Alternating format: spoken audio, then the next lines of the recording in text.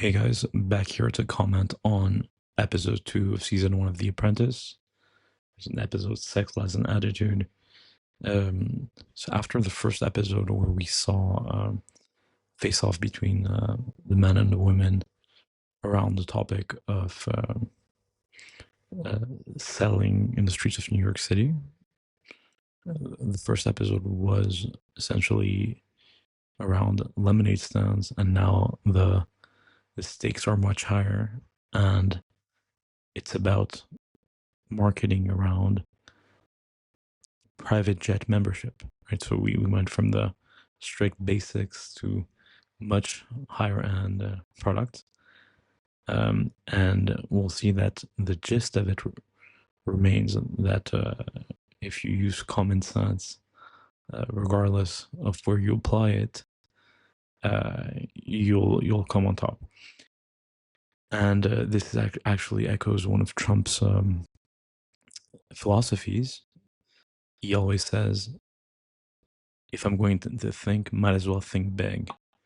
And that's a lesson that we get indirectly here, because you can be just as successful in achieving your goals on a very high margin product than you can be on a low margin product. And in that sense, if you're after profits, you might as well put your energy and, let's say, the same amount of thinking in this higher realm for equal chances of success. All right, so we'll see a few clips. We'll hear a few clips of Trump's introduction of this episode, and we'll comment them as we go.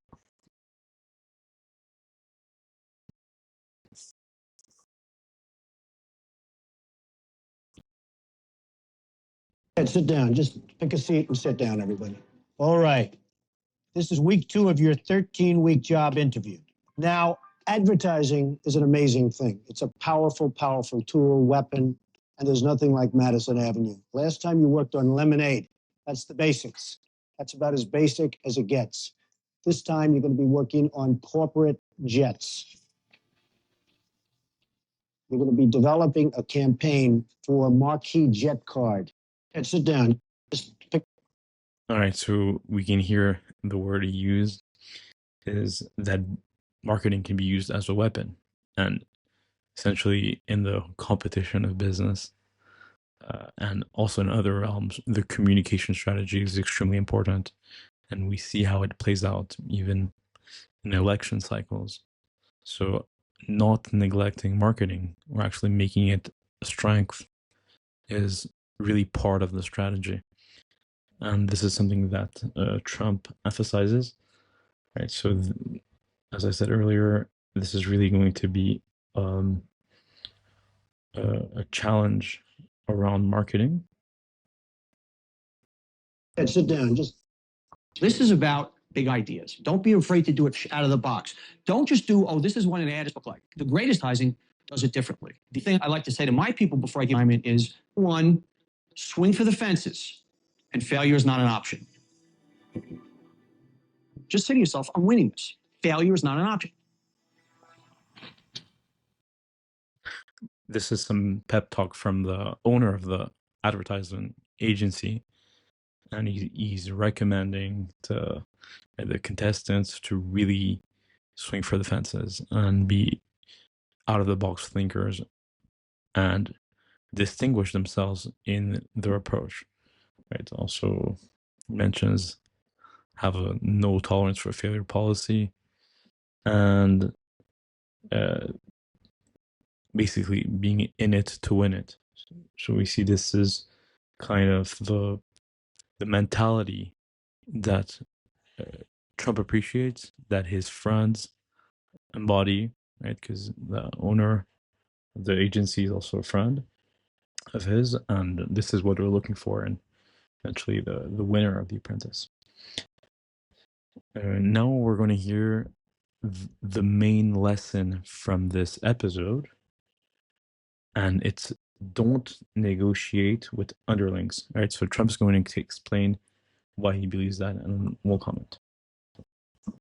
I learned at a young age that you have to deal with the boss. It's very simple. Deal with the boss wherever possible.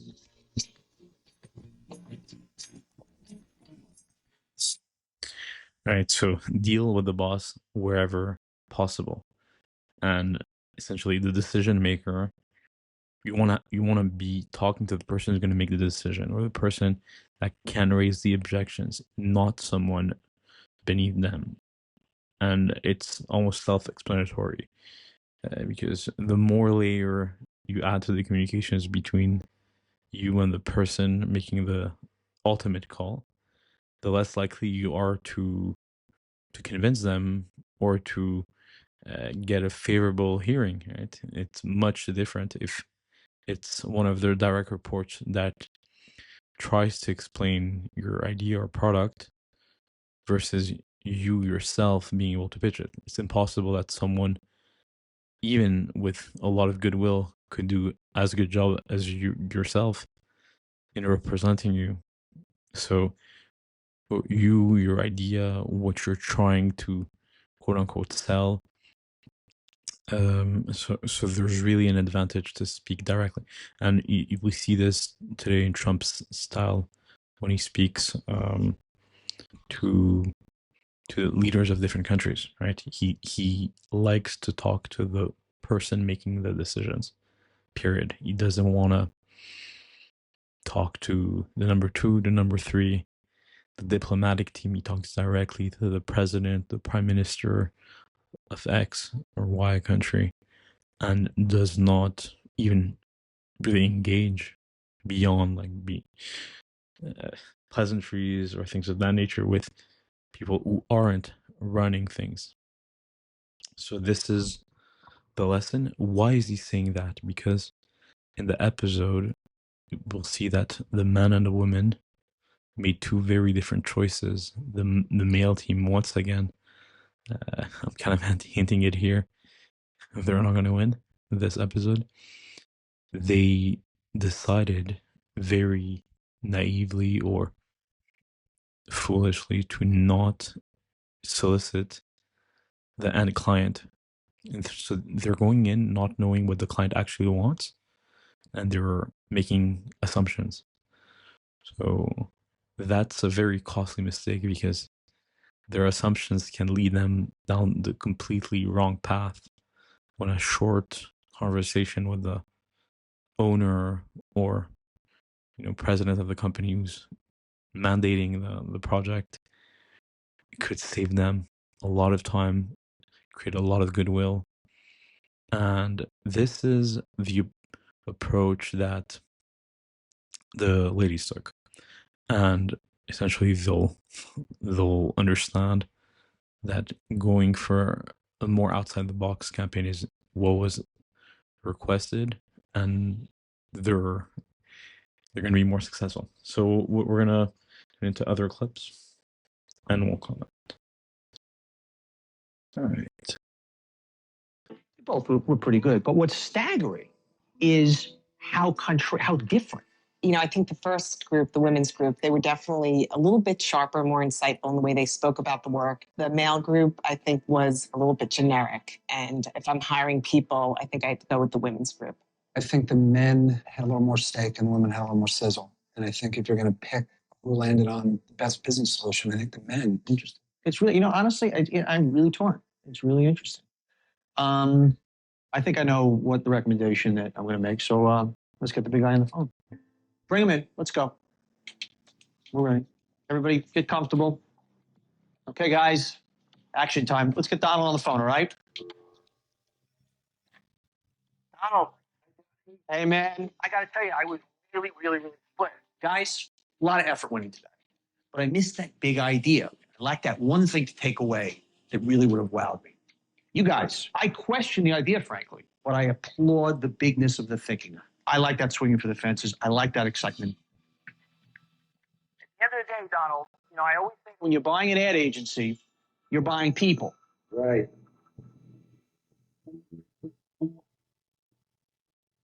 We're going to go with the women.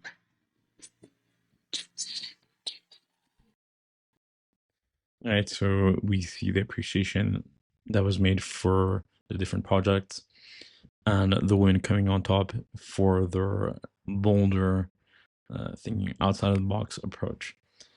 And this is hinted when they were able to be comfortable in going that direction after speaking with the management team and understanding the leeway that they had.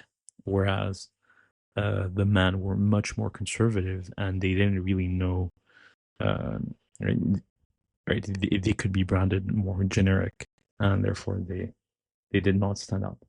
Next clip is right. So the female team won private jet flight to Boston and a dinner, and we're gonna hear the feeling that one of the participants had on that flight, and there's a takeaway there too.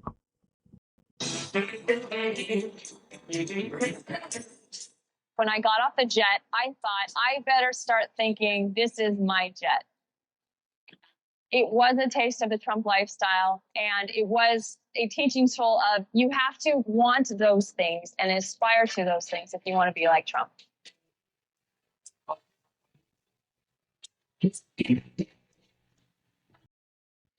All right, so this is a reference to mindset. She's saying that all the objects she saw, the being on the plane, her frame of mind was, this is my jet. This is something that I can see myself owning. And of course, in the competitive world that we're in, also in the very abundant world that we're in, you kind of have to want that abundance to attract it. And this is definitely the mindset, right? This is, if this is a motivational trigger, this can push her to do more work or to do it on the to have more endurance on the long haul when things get more challenging, right? So if you have a very big objective and you have a very big motivation for doing it, then you can handle more ups and downs. Whereas if the target is low or medium, it's easier to lose sight of what you're going for. I had this example cited to me. Basically, it's important to have very high goals because you're visualizing a set of hills, and every time you're at the bottom of a hill, if your goal is not far enough, then you basically you can't see it anymore at the bottom of the hill. If it's high enough, if it's, imagine it's in the sky, you're always able to see it, regardless of if you're up the hill or down the hill, kind of in the trenches, up or down in certain cycles of life. Are things going your way or not? If your goal is high enough, then you will have the strength to persevere, which is also one of the key Trump lessons, to never give up. If your goal isn't too high, then you can lose sight of it. And if you lose sight of your goal, you lose your motivation and your drive and your momentum. So it's important to have very high goals. All right, now we're going to go to the boardroom and examine what went wrong.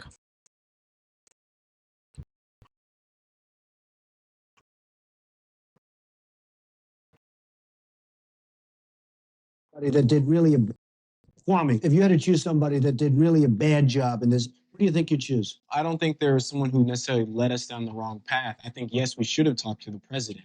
The original decision was made by the team leader not to call and not to meet. Yeah. I think that was a terrible decision. That was the team leader's decision. I think that's a terrible decision. If you had met with the president face to face, you would have known he wanted to flash your campaign. All right, it's time now, Jason. As project manager, I'm holding you partially responsible. All right, so this echoes the main theme for today, that not talking to the president was a big mistake.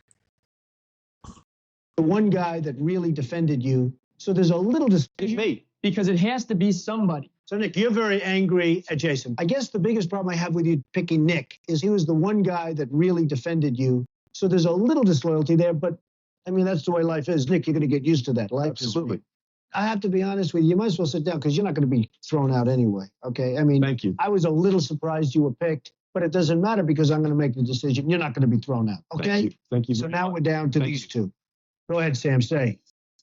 All right. So this one's a reference to loyalty. Trump really values loyalty and doesn't understand why the leader that is now in the hot seat picked among the two co-defendants, people that could be removed from the show, a person that spoke very highly of him. So Trump doesn't understand that rationale. Basically thinks it's foolish to not be loyal to the people that are loyal to you, and just shows how much he values loyalty. Like, this is basically, if you want to open a bracket, how much he values fit, right? In a company, you go for an interview, you're going to test your technical skills or your abilities for the job, but also how much you fit with the mission of the job and the mission of the organization. And that's, for Trump, more important.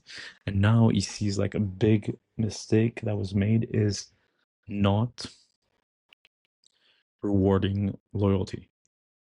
This is just a poor understanding of incentives, and if it's not done, it doesn't take more than that to break the trust. The person who just spoke highly of the leader, stood out to say very good things, and is now being put in the same bench as the leader's quote-unquote enemy. That was an obvious pick for him. Now he's adding the less obvious pick. So we just understand that this is poor business, and you're going to see it's going to reflect badly even on the person who picked him. All right. Don't you think he did make the mistake of not meeting with the president? Absolutely. Well, Sam, didn't you sleep through most of this? No, I did not sleep. He was curled up on the side of the floor. He constantly was complaining about the In the situation. fetal position. In the fetal position. This is good, man. In the fetal position. This is and what you're asking. Which I love when he laughs. Nick, don't say anything. You're not going to be chosen. Don't blow it. Sit there, be good. You look like a West Point cadet. If you say something, who knows? But these two are fighting for their life. Okay. I don't Go think ahead. I'm fighting for my life here, Mr. Trump. I think you're fighting for your life. Okay, you know what? I think you should be fighting for your In life. many respects, you've been a disaster, Sam. All right, so here we get a hint that once you have a win, you should stop. So the person who was kind of unfairly selected, Trump is telling him, sit this one out, like, don't talk more, don't get involved in this like bickering of who is going to be picked of the two remaining people, because you're not it. And anything you say at this point, because your spot is secured, can jeopardize your own spot. So makes a reference in victory, know when to stop. So you need to know what was your objective and not go past it. Right, there are certain points, such as in this situation, where there's no positive outcome of speaking more, right? So in this case, setting it out is the move that makes sense. All right. The problem is, Jason, that you made the mistake of not meeting with the president, and you made a mistake. Mr. Trump, I'm sorry to interrupt you. Jason, this is a tough one. You're fired. All right, so as expected, the team leader who made the call not to speak with the company president, who didn't, kind of led the team on the wrong path, and who threw one of the loyal person under the bus, is the one who's getting fired. Trump did not fire Sam, who's a more, let's say, obnoxious but outside of the box thinker, yet. Right? He doesn't. He made a stronger case for staying on than did the team leader, who kind of went against Trump's core principles of speaking directly with the decision maker and rewarding loyalty. So in that context, I think he didn't see him possibly as his apprentice.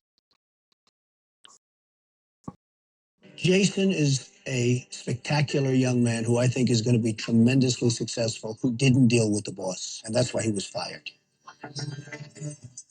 I got to tell you, that was a tough one. I agree. It's tough. You know what? It's going to get a lot tougher. It will. All right, and that wraps it for today. That was episode 2 of season 1 of The Apprentice with Donald Trump. Thanks for listening.